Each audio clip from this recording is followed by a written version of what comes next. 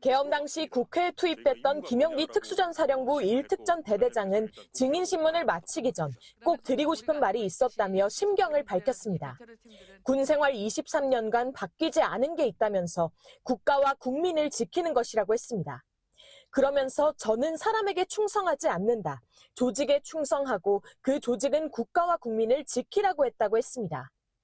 검사 윤석열의 말로 내란 우두머리 혐의 피고인이 된 윤 전 대통령을 직격한 셈입니다. 저는 사람에 충성하지 않기 때문에 제가 오늘도 이런 말씀을 드립니다. 김 대대장은 비상계엄 당시 받은 임무를 어떻게 수행하겠느냐며 차라리 항명죄로 처벌해달라고도 했습니다. 하지만 부하들은 항명죄도 내란죄도 아니라며 부하들이 아무 일도 하지 않아 민주주의를 지킬 수 있었다고 진술했습니다. 김 대대장은 취재진이 앉아있는 방청석을 보며 군이 다시는 정치적으로 이용되지 않게 뒤에 계신 분들이 날카롭게 질책하고 감시해달라면서 발언을 마쳤습니다. 김 대대장은 앞서 이뤄진 윤 전 대통령 측의 반대 신문 과정에서도 자신의 견해를 분명히 밝혔습니다.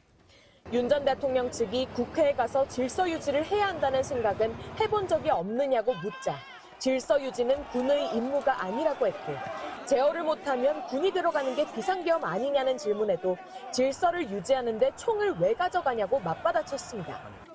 또 윤 전 대통령 측이 야간에 국회에 일반 시민이 동의 없이 들어가는 건 위법 아니냐고 묻자 들어올 만하니까 들어왔겠죠 라고 반박했습니다. MBC 뉴스 김아연입니다.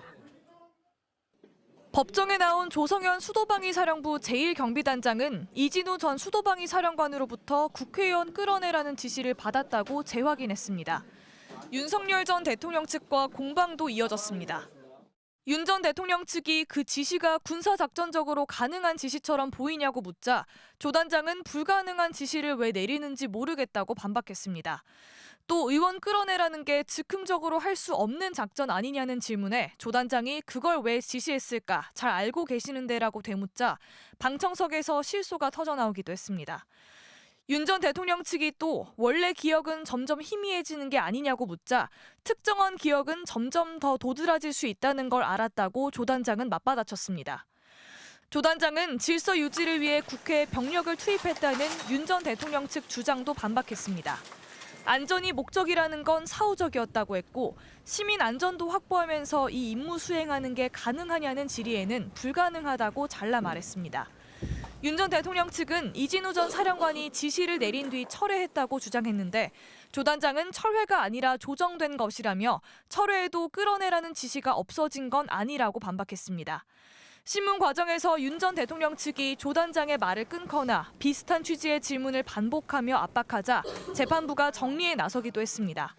윤 전 대통령 탄핵 심판 때도 마찬가지였습니다. 전혀 앞뒤가 맞지 않는 말이 아닌 것 같은데 이렇게 맥락을 끊고 외부에서 지원하는 의미는 뭐냐고 하면서 답을 그렇게 강요하듯이 질문하시면 어떡해요. 됐습니다. 조 단장은 신문 막바지에 계엄 이후 군인은 어떤 명령이라도 수행해야 하는 무지성의 집단으로 비춰지고 있다면서 군에게 명령은 목숨 바쳐 지켜야 할 중요한 가치지만 반드시 정당하고 합법적이어야 한다는 조건이 있다고 했습니다. 그러면서 의원 끌어내라는 지시가 그랬냐면서 윤 전 대통령 면전에서 일침을 가했습니다. MBC 뉴스 구민지입니다.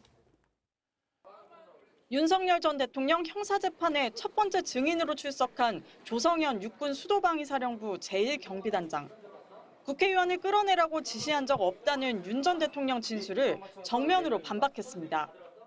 조 단장은 지난해 12월 4일 새벽 이진우 당시 수방사령관으로부터 국회 본청 내부로 진입해 의원을 끌어내라는 지시를 받은 게 맞느냐는 검사 질문에 맞다고 답했습니다. 또 이 전 사령관으로부터 특전사가 의원을 데리고 나온다는 표현을 들었다는 취지의 증언은 사실이냐는 질문에도 사실이라고 했습니다. 윤 전 대통령 탄핵 심판 증언에 이은 일관된 진술입니다. 제가 아무리 거짓말을 해도 제 부하들은 다 알고 있습니다. 그렇기 때문에 저는 일체 거짓말을 할 수도 없고 해서도 안 된다고 생각합니다. 두 번째 증인으로 출석한 김영기 특전사 1특전 대대장 역시 의원을 끄집어내란 지시를 받았다고 윤 전 대통령 앞에서 재확인했습니다. 직속 상사인 이상현 특전사 1공수여단장이 문을 부숴서라도 끄집어내라는 대통령 지시를 전한 게 맞느냐는 질문에도 김 대대장은 그렇다고 답했습니다. 담을 넘어가라. 그다음 국회 본청으로 진입하고 국회의원을 끌어내라는 임무를 받았습니다. 김 대대장은 이 같은 지시가 오간 통화 내용이 녹음된 휴대전화를 앞서 검찰에 증거로 제출한 바 있습니다.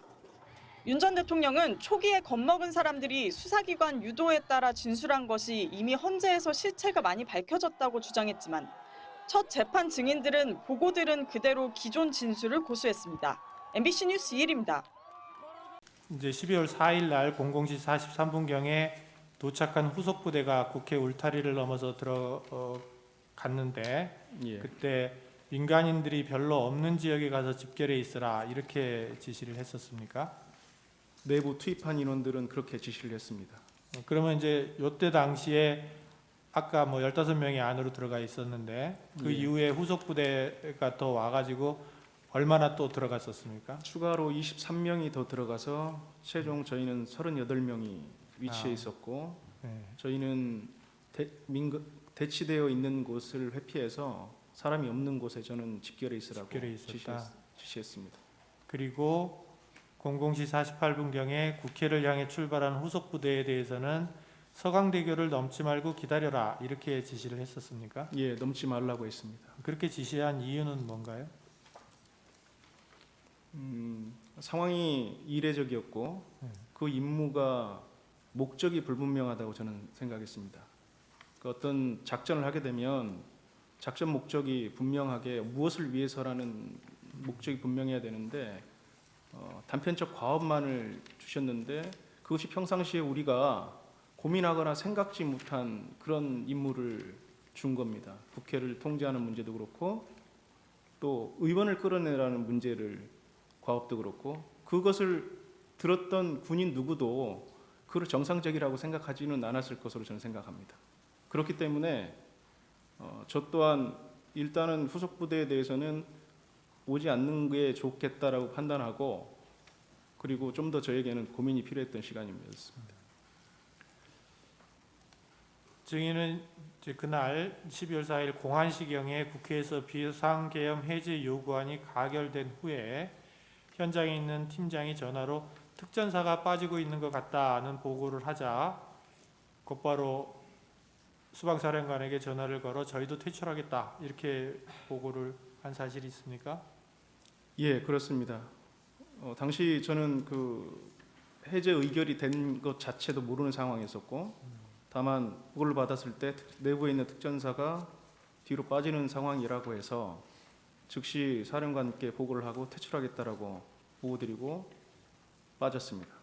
그러면 뭐 그때 그러면 수방사령관이 그래 빼라 뭐 군인들을 철수시켜라 이렇게 동의를 했습니까?